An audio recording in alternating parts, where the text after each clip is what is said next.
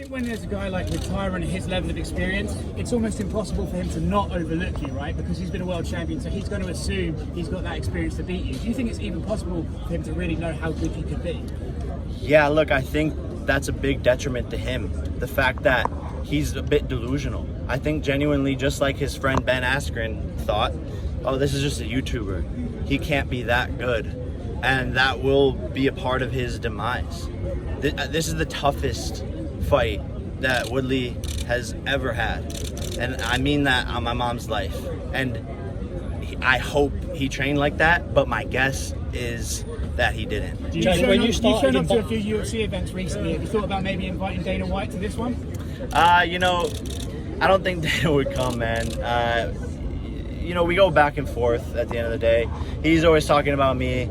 I'm always talking about him. He's trying to discredit what I'm doing. You know, one moment he loves Tyron Woodley and he's a 5-time UFC champion. Dana White saying he's the greatest welterweight ever. And then boom, 12 months later, he sucks. Jake Paul's fighting him, blah, blah, blah.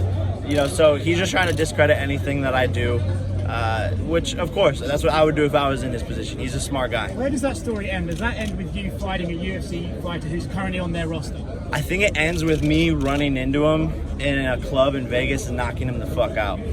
Jake, were you surprised by Jorge Masvidal's prediction for this fight against Woodley? I wasn't surprised by Masvidal. You know, that he has the same managers as Woodley, and the guy's kind of an airhead. Like, let's be honest, Masvidal's not smart. Does anyone here listen to a Masvidal interview and go, wow, that guy is intellectual and he's a smart guy, and the way he talks, he's very well spoken. I don't think anyone says that. He's a, you know, street fighter gangster who got knocked the fuck out in his last fight, so maybe he's losing a couple of brain cells. So what happened when you I would love to fight Masvidal.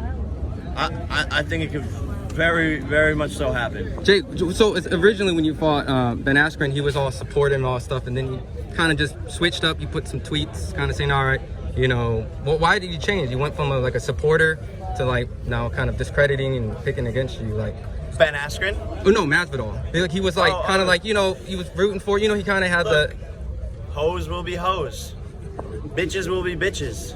If you want to switch up and act like that, one moment he's my friend, texting me saying, yo, let's train, yo, let's do a video together, yo, can you come to my bakery down the street, I want to do a little thing with you, and then oh snap, all of a sudden he wants to switch up. Cool.